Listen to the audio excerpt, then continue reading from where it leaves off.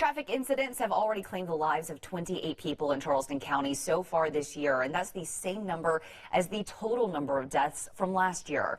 Melissa Rademacher spoke with a lawyer and highway patrol officer about what's causing these accidents and what they're doing about it. Melissa?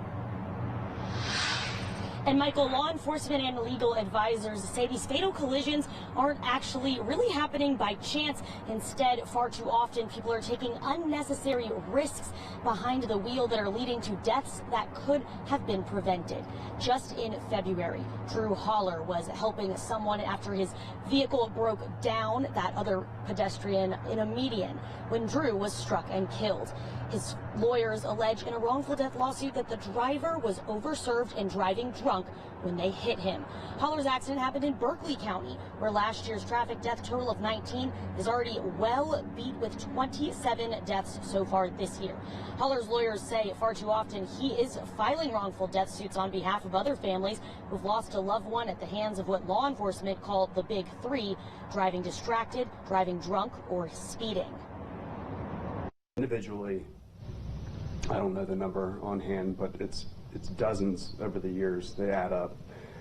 We do have a large law firm throughout the state, over 24 attorneys now. So the number handled by firm attorneys in this state is over thousands. What we see is a lot of collisions. That's something that when we go to investigate it, we can narrow it down and say, hey, this is a contributing factor that caused this to happen. Law enforcement say that to cut down on this rising trend, people need to be personally responsible and responsible for those around them, making sure to suggest calling a car, always wearing a seatbelt, and even just slowing down. In North Charleston, Melissa Rademacher, Live 5 News. 2023 are already climbing to match and surpass the totals from 2022, only halfway through the year.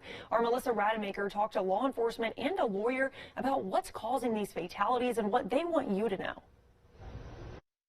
Holler is one of 27 people so far this year who have lost their lives on Berkeley County roadways, more than the total 19 last year.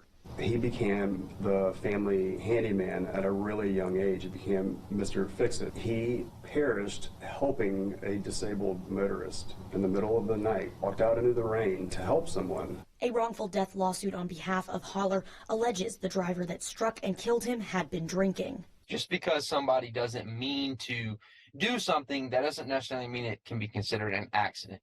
Lance Corporal Nick Pye of Highway Patrol says the main three causes of wrecks are distracted driving, drunk driving, and speeding. In Charleston County, 28 traffic deaths have been logged 6 months into this year, matching the total for last year.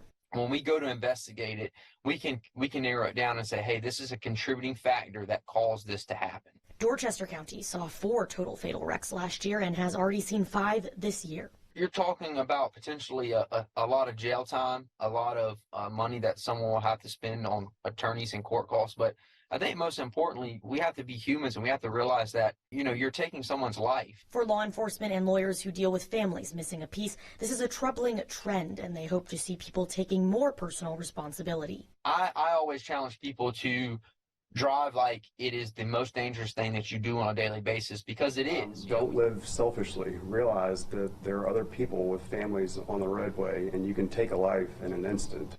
Reporting in Charleston, Melissa Rademacher, Live 5 News.